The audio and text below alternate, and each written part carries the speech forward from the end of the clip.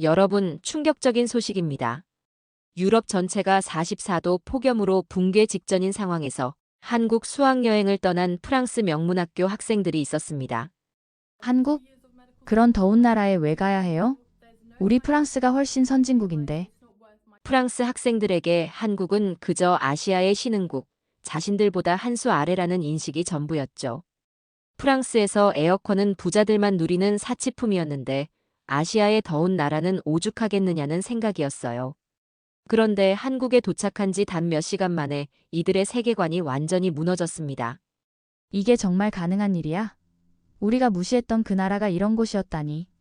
학생들은 연신 감탄을 쏟아냈고 담당 교사마저 충격에 빠졌어요.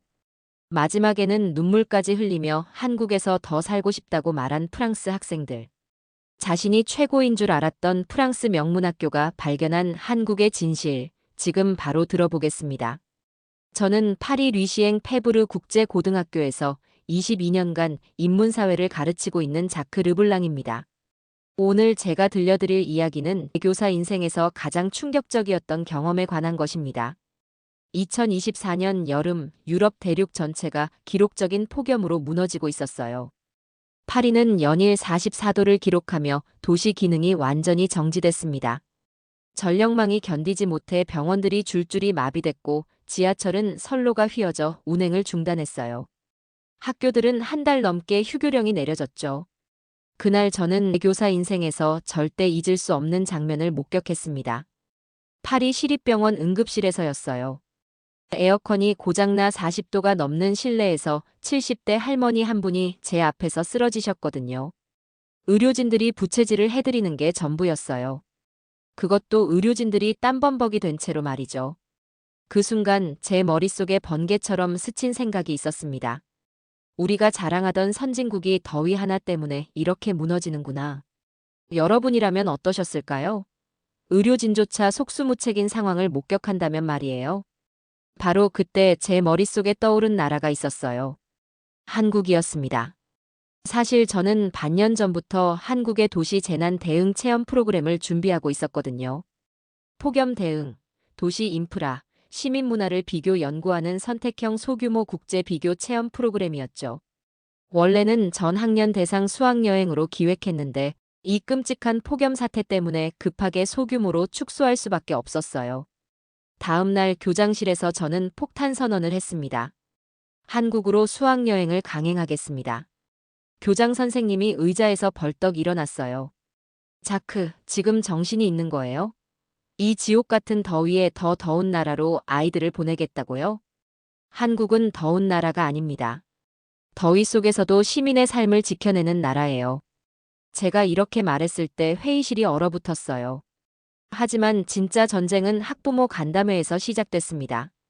선생님이 우리 아이들을 죽이려고 하는 거예요? 한 어머니가 목청껏 소리쳤을 때 제 온몸이 떨렸습니다. 프랑스가 이렇게 무너지고 있는데 해외여행이 우선이에요?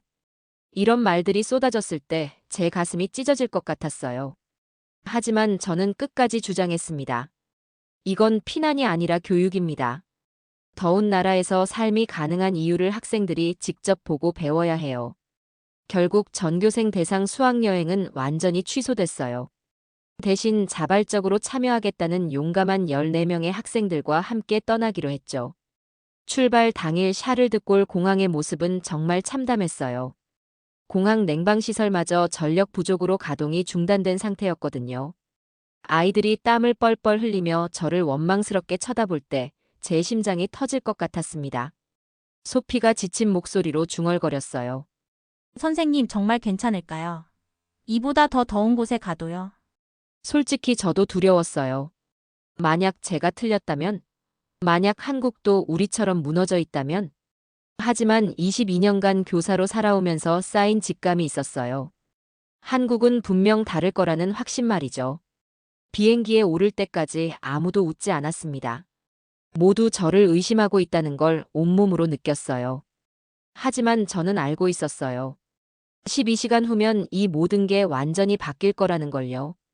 12시간의 기나긴 비행 끝에 인천공항에 도착했습니다. 비행기 문이 열리는 순간 저와 아이들은 숨을 죽였어요. 모두 뜨겁고 습한 공기가 얼굴을 때릴 거라고 각오하고 있었거든요. 파리에서 출발할 때 44도의 지옥을 경험했으니까요. 그런데 딱 몇 걸음 걸었을 뿐인데 완전히 다른 세상이었어요. 시원한 바람이 온몸을 감쌌습니다. 마치 거대한 오아시스에 들어선 기분이었어요. 만홍이 저에게 속삭였어요. 선생님, 여기 정말 한국 맞아요? 한여름 맞아요?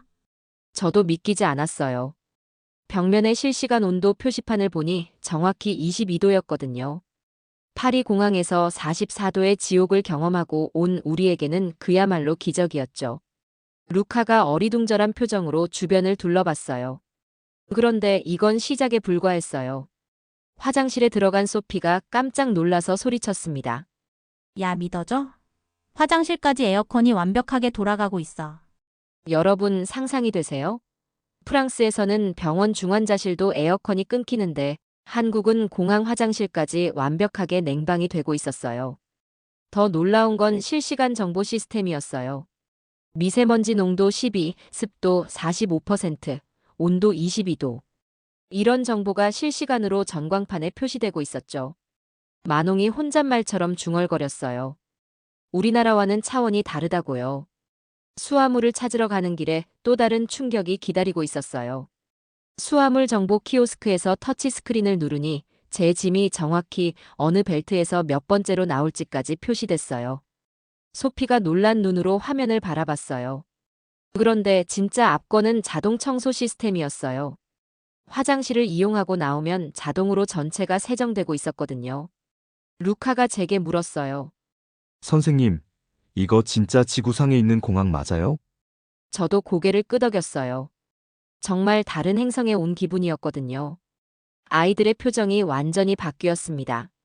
출발할 때의 의심과 짜증은 온데간데 없고 이제는 순수한 호기심과 감탄으로 가득했어요. 선생님, 우리가 한국에 대해 완전히 잘못 알고 있었던 거 아닐까요? 만홍의 이 말을 들었을 때 저는 눈물이 날 뻔했어요. 아이들이 스스로 깨닫기 시작한 거죠. 공항에서 나오면서 저는 확신했습니다. 한국은 정말 더운 나라가 아니었구나. 더위를 완전히 정복한 나라였구나. 프랑스에서 에어컨은 부자들만 누리는 사치품이었어요. 하지만 한국에서는 모든 시민의 기본 권리였던 거죠. 그 차이를 공항 단 한 곳에서 모든 걸 깨달았어요. 인천공항에서 서울역까지 공항철도를 타는 순간 아이들이 또 한 번 경악했습니다. 지하철 문이 열리자마자 차가운 바람이 우리를 반겼어요. 벽면의 온도계를 보니 정확히 22도였어요. 프랑스 지하철은 여름에 말 그대로 움직이는 사우나거든요. 40도가 넘는 지하철 안에서 사람들이 기절하는 일도 종종 있죠. 그런데 여기는 정반대였어요. 좌석에 앉은 소피가 갑자기 소리쳤어요. 이것 봐.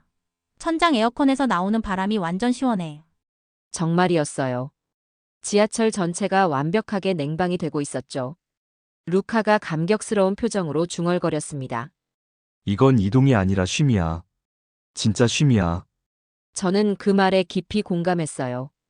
프랑스에서는 지하철 타는 게 고역이거든요. 특히 여름에는 생존을 위한 투쟁이죠.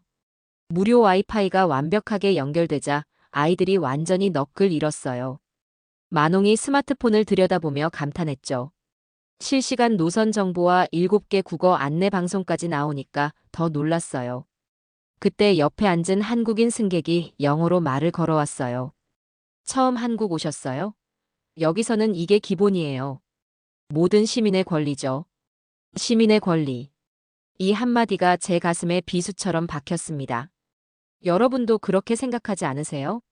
쾌적한 대중교통이 특권이 아니라 기본 권리여야 한다고 말이에요. 40분간의 이동 시간이 정말 힐링 타임이었어요. 프랑스에서는 10분만 지하철을 타도 체력이 소진되는데 여기서는 오히려 기력이 회복됐거든요. 창밖으로 보이는 서울 시내 건물들도 신기했어요. 모든 건물의 유리창이 반짝이고 있었거든요. 완벽한 냉방 시스템이 가동되고 있다는 증거였어요. 소피가 창밖을 보며 물었어요. 저 많은 건물이 전부 에어컨이 돌아가고 있다는 거야. 서울역에 도착할 때쯤 저는 완전히 확신했습니다. 한국은 정말 차원이 다른 나라라는 걸요. 아이들의 표정도 완전히 달라져 있었어요. 의심과 불안은 사라지고 순수한 호기심과 감탄이 가득했죠. 하지만 한 가지는 확실했죠. 우리가 더운 나라라고 무시했던 한국이 사실은 우리보다 수십 년은 앞서 있다는 것을요. 서울역에서 지하철로 환승하는 순간 저와 아이들은 완전히 말을 잃었습니다. 지하가 아니라 거대한 지하도시였어요. 만홍이 어리둥절해하며 물었어요. 선생님, 여기 정말 지하 맞아요? 이게 지하철역이에요? 백화점, 레스토랑, 카페, 서점, 심지어 종합병원까지 연결되어 있었거든요. 소피가 경악하며 소리쳤어요. 이건 도시 밑에 또 다른 도시야. 완전히 다른 도시. 정말 그랬어요. 지하인데도 자연광처럼 밝았고 공기도 지상보다 더 깨끗했어요. 온도는 여전히 완벽하게 22도로 유지되고 있었고요. 프랑스 지하철역을 떠올려 보세요. 침울한 콘크리트 벽과 곰팡이 냄새, 여름이면 숨이 막힐 정도로 덥고 습한 지하 감옥 같은 곳이죠. 그런데 여기는 완전히 정반대였어요. 루카가 제게 속삭였습니다. 선생님, 우리는 그냥 철로만 파고 기차만 굴렸는데 한국은 지하 전체를 시민들이 살 수 있는 도시로 만들어 놨네요. 그 말이 제 머릿속을 강타했어요. 지하철을 기다리는 동안 아이들이 여기저기 탐험했어요. 앉을 곳도 넘쳐났고 공기청정기가 곳곳에 설치되어 있었어요. 소피가 말했어요. 여기서 일주일 살아도 괜찮을 것 같아. 모든 아이들이 웃으며 동의했어요. 지하철이 들어오자 또 다른 놀라움이 우리를 기다리고 있었어요. 지하철 내부도 완벽하게 냉방이 되고 있었고 문이 열릴 때마다 시원한 바람이 쏟아져 나왔어요. 저는 프랑스의 처참한 도시계획이 부끄러워졌습니다. 한국은 폭염을 단순히 견디는 게 아니라 아예 지하에 또 다른 문명을 만들어 놨어요. 지상이 아무리 뜨거워져도 시민들이 안전하게 생활할 수 있도록 말이죠. 이건 단순한 편의 시설이 아니었어요. 시민의 생존권을 고려한 국가 차원의 마스터 플랜이었던 거죠. 그 순간 저는 깨달았습니다. 진짜 선진국이 뭔지를요. 기술만 앞선 게 아니라 사람을 먼저 생각하는 나라. 그게 바로 진정한 선진국이었어요. 첫날 밤 간식을 사러 편의점에 들어갔을 때의 충격을 평생 잊을 수 없을 거예요. 문을 여는 순간 차가운 바람이 우리를 반겼어요. 작은 편의점마저 완벽하게 냉방이 되고 있었거든요. 소피가 감탄하며 안으로 들어갔어요. 와, 여기도 완전 시원하다. 그런데 놀라운 건 온도만이 아니었습니다. 전자레인지, 온수기, 무료 와이파이는 기본이고 택배 수령함에 ATM까지 있었어요. 냉음료 코너를 보던 소피가 다시 한번 입을 벌렸어요. 여기 신선한 샐러드에 건강식품까지 있네. 심지어 상비약도. 정말이었어요. 간단한 의약품부터 비타민까지 완벽하게 구비되어 있었죠. 만홍이 고개를 저으며 중얼거렸습니다. 우리나라 편의점은 저녁 8시면 문 닫는데 여기는 24시간 365일이네. 저는 그 순간 깨달았어요. 이건 단순한 상점이 아니라 시민들의 생활 기지라는 걸요. 편의점을 나와서 또 다른 발견을 했습니다. 바로 옆에 공공 와이파이 존이 있었고 쿨링 벤치와 무료 정수기까지 설치되어 있었어요. 만홍의 질문에 저도 놀랐습니다. 선생님, 이 모든 게 정말 무료예요? 정말 모든 게 시민들을 위한 무료 서비스였어요. 여러분이라면 어떠셨을까요? 프랑스에서는 물 한 병 사는 것도 큰 부담인데 여기서는 정수기에서 공짜로 시원한 물을 마실 수 있었어요. 그때 저는 깨달았어요. 도시라는 게 결국 사람을 위해 존재해야 한다는 걸요. 편의점 하나에도 시민의 편의와 생존을 고려한 세심한 배려가 녹아 있었어요. 단순한 상업시설이 아니라 도시 인프라의 일부였던 거죠. 숙소로 돌아가는 길에 아이들이 말했어요. 선생님, 우리가 한국을 완전히 잘못 이해하고 있었네요. 저도 솔직히 고백해야겠어요. 저 역시 한국을 기술만 좀 앞선 신흥국 정도로 생각했었거든요. 하지만 이제 알았습니다. 한국은 기술이 아니라 휴머니즘이 앞선 나라라는 걸요. 숙소에서 현지 코디네이터와 이야기하던 중 정말 믿기 힘든 얘기를 들었습니다. 제가 물었을 때 코디네이터가 웃으며 설명해줬어요. 새벽 배송이요? 그게 뭐예요? 밤에 주문하면 다음날 새벽에 문 앞까지 배송돼요. 생수든 간식이든 생필품이든 뭐든지요. 아이들이 눈을 동그랗게 뜨며 물었어요. 정말요? 우리가 직접 체험해봐도 돼요? 그래서 실험해봤습니다. 밤 11시에 생수 24병과 각종 간식, 심지어 쿨링 스프레이까지 주문했어요. 만홍이 반신반의하며 물었죠. 설마 정말 내일 새벽에 올까? 다음날 새벽 6시 정각, 똑똑. 문 앞에 주문한 모든 물건이 정확히 도착해 있었어요. 아이들이 입을 다물지 못했습니다. 프랑스에서는 온라인 주문하면 최소 일주일은 기다려야 하거든요. 빠르다고 해도 3-4일은 걸리죠. 루카가 고개를 끄덕이며 말했어요. 한국은 재난 대응 시스템을 넘어서 일상 전체가 미래형으로 설계되어 있는 나라네요. 저는 그 말에 깊이 공감했습니다. 이건 단순한 배송 서비스가 아니었어요. 전체 사회가 하나의 거대한 유기체처럼 연결되어 돌아가고 있었던 거죠. 소피의 질문에 저는 한참 생각했습니다. 선생님, 이런 시스템이 가능한 이유가 뭘까요? 아마도 한국 사람들이 서로를 배려하는 마음과 첨단 기술이 완벽하게 융합됐기 때문일 거예요. 새벽 배송 하나에도 수많은 사람들의 협력과 희생이 숨어 있었거든요. 밤늦게 포장하는 사람들, 새벽에 배송하는 사람들. 만홍의 이 말에 모든 아이들이 진심으로 고개를 끄덕였어요. 이 나라 사람들은 정말 대단해. 저도 마찬가지였습니다. 한국은 단순한 기술 강국이 아니라 진정한 배려 강국이었어요. 셋째 날 아침, 제게 프랑스에서 긴급 전화가 걸려왔습니다. 교장 선생님의 목소리가 얼음장처럼 차갑게 들렸어요. 자크, 당신 지금 대체 뭘 하고 있는 거요? 학생들이 SNS에 올린 사진들을 봤는데 이건 명백히 연출된 장면 아니오?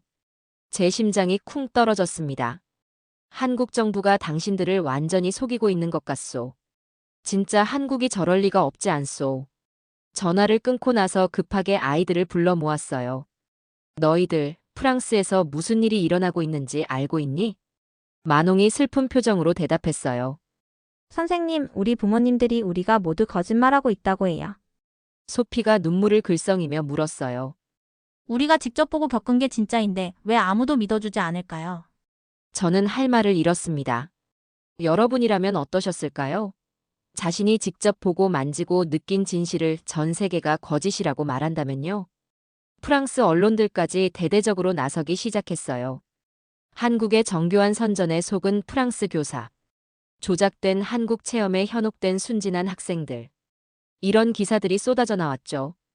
즉시 귀국 조치를 취하라는 학부모들의 항해 전화가 밤새 빗발쳤어요. 그날 밤 저는 아이들과 진지한 대화를 나눴습니다. 만홍이 간절하게 물었어요. 우리가 본 게 정말 거짓일까요, 선생님? 저는 확신에 차서 대답했어요. 절대 아니야. 우리가 본 게 100% 진실이야. 그럼 왜 사람들이 믿지 않아요? 진실이 너무 완벽해서 그래. 너무 앞서 있어서 오히려 가짜처럼 보이는 거야.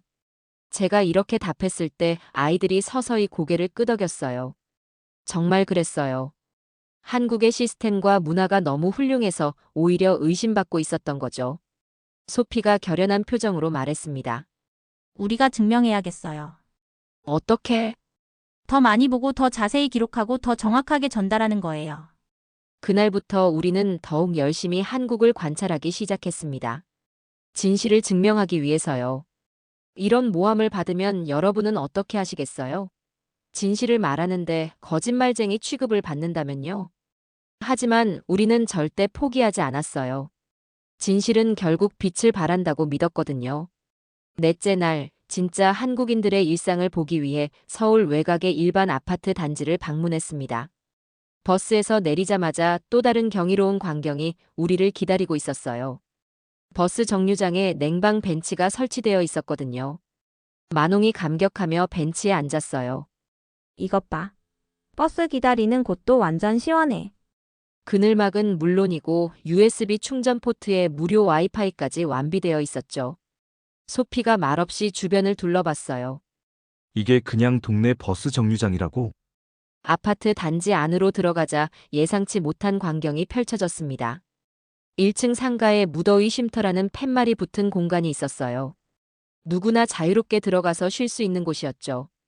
루카가 관리인에게 물었어요. 여기 정말 공짜로 쉴 수 있는 거예요? 관리인이 환하게 웃으며 답했어요. 당연하죠. 더울 때 언제든 오세요. 음료수도 무료로 드릴게요. 커뮤니티 센터에는 완벽한 냉방 시설을 갖춘 도서관이 있었고, 미세먼지와 온도를 실시간으로 알려주는 전광판까지 설치되어 있었어요. 그런데 정말 가슴 뭉클한 장면은 따로 있었습니다. 택배 아저씨가 에어컨이 완비된 휴게실에서 시원하게 쉬고 계시는 걸 봤어요. 만홍의 이 말에 저는 목이 메었습니다. 저분도 시원하게 쉴 수 있네요. 청소하시는 분들도 마찬가지였어요. 작업복을 갈아입는 공간까지 완벽하게 냉방이 되고 있었죠. 저는 그 순간 깨달았어요. 이건 정부가 위에서 만든 시스템이 아니라 시민들이 서로를 배려하는 살아있는 문화라는 걸요. 소피의 질문에 저도 깊이 생각해 봤어요. 선생님, 한국 사람들은 어떻게 이런 마음을 갖게 됐을까요? 아마도 모든 사람이 똑같이 소중하다고 여기는 마음 때문일 거예요. 부자든 가난하든 어떤 일을 하든 상관없이 말이죠. 여러분도 그렇게 생각하지 않으세요? 모든 사람이 더위에서 자유로울 권리가 있다고 말이에요. 루카가 아쉬워하며 물었어요. 우리나라는 언제쯤 이렇게 될 수 있을까요? 저는 희망적으로 답했어요. 우리가 돌아가서 바꾸면 돼. 우리가 본 걸 다른 사람들에게도 보여주면 돼. 평범한 동네 하나에도 생존과 배려를 전제로 설계된 한국의 도시 문화. 이게 바로 진짜 선진국의 모습이었어요. 한국에서의 일주일이 끝나갈 무렵, 아이들은 완전히 새로운 사람들로 변해 있었습니다. 만옥는 진지하게 말했어요. 국제교류 전문가가 되고 싶어요. 한국과 프랑스를 연결하는 다리 역할을 하고 싶어요. 그래서 정말로 한국어 공부를 시작했어요. 루카는 도시공학자를 꿈꾸기 시작했죠. 스마트 시티를 연구해서 프랑스에도 한국 같은 도시를 만들고 싶어요. 소피는 보건의료 분야에 눈을 떴어요. 한국처럼 모든 시민이 안전하게 살 수 있는 의료 시스템을 만들고 싶어요. 마지막 날 아이들이 함께 작성한 보고서를 읽었을 때 저는 눈물을 흘렸습니다. 우리는 한국에서 진짜 선진국이 무엇인지 배웠습니다. 기술이 아니라 사람을 먼저 생각하는 것, 그것이 진정한 발전입니다. 이 보고서는 프랑스 교육부로 전달됐어요. 그리고 기적 같은 일이 일어났습니다. 교육부에서 한국과의 정식 교류 확대를 공식 검토하기 시작한 거예요. 환경부, 교통부, 보건복지부에서도 한국의 시스템을 벤치마킹하겠다고 발표했죠. 하지만 진짜 변화는 우리가 프랑스로 돌아온 순간부터 시작됐어요. 샤를 드골 공항에 도착했을 때 우리는 엄청난 충격을 받았습니다. 냉방이 제대로 되지 않는 터미널, 지저분하고 혼잡한 시설들. 며칠 전까지만 해도 당연하다고 생각했던 모든 것들이 이제는 처참하게 낙후되어 보였어요. 만홍의 이 말에 저도 할 말을 잃었습니다. 선생님, 우리가 정말 이런 곳에서 살고 있었나요? 그 엄청난 격차를 직접 확인한 순간 아이들이 다짐했어요. 소피가 먼저 말했고 모든 아이들이 열정적으로 동의했어요. 이제 우리가 바꾸자. 루카의 이 말로 우리의 진짜 여행이 시작됐습니다. 우리가 본 것을 다른 사람들에게도 보여주는 거야. 한국이 얼마나 대단한 나라인지 알려주는 거야. 한국에서 배운 것을 프랑스에 뿌리내리는 여행 말이에요. 지금 이 아이들은 각자의 분야에서 한국의 모델을 연구하고 있어요. 그리고 조금씩 프랑스를 바꿔가고 있죠. 여러분도 그렇게 생각하지 않으세요? 진짜 변화는 이렇게 작은 깨달음에서 시작된다고 말이에요. 이제 저와 제 학생들은 전 세계에 자신 있게 말할 수 있습니다. 한국은 더운 나라가 아니었습니다. 더운 세상 속에서도 모든 시민이 행복하게 살아갈 수 있도록 완벽하게 준비된 나라였습니다. 프랑스로 돌아온 지 벌써 6개월이 지났어요. 아이들은 여전히 한국을 그리워하고 있어요. 하지만 더 중요한 건 그들이 프랑스를 바꾸고 있다는 거예요. 만옥는 정말로 한국어를 유창하게 하고 있고 루카는 도시공학과에 당당히 합격했어요. 소피는 의대 진학을 목표로 열심히 공부하고 있죠. 그들이 작성한 보고서를 본 프랑스 정부는 실제로 한국의 시스템을 도입하기 시작했어요. 폭염 대응부터 도시 인프라, 시민 서비스까지요. 여러분이라면 믿어지시나요? 14명의 학생과 1명의 교사가 시작한 작은 여행이 한 나라 전체를 바꿀 수 있다는 게 말이에요. 저는 이제 확신해요. 진실은 반드시 승리한다는 걸요. 한국은 우리에게 단순히 기술을 보여준 게 아니었어요. 더 나은 세상이 가능하다는 희망을 심어준 거였어요. 그 희망이 지금 프랑스 전체로 그리고 유럽 전체로 퍼져나가고 있습니다. 이게 바로 진정한 국격의 힘 아닐까요? 다른 나라 사람들의 마음을 움직이고 꿈을 심어주고 세상을 바꾸게 만드는 것 말이에요. 한국, 정말 위대한 나라입니다. 여러분도 그렇게 생각하지 않으세요?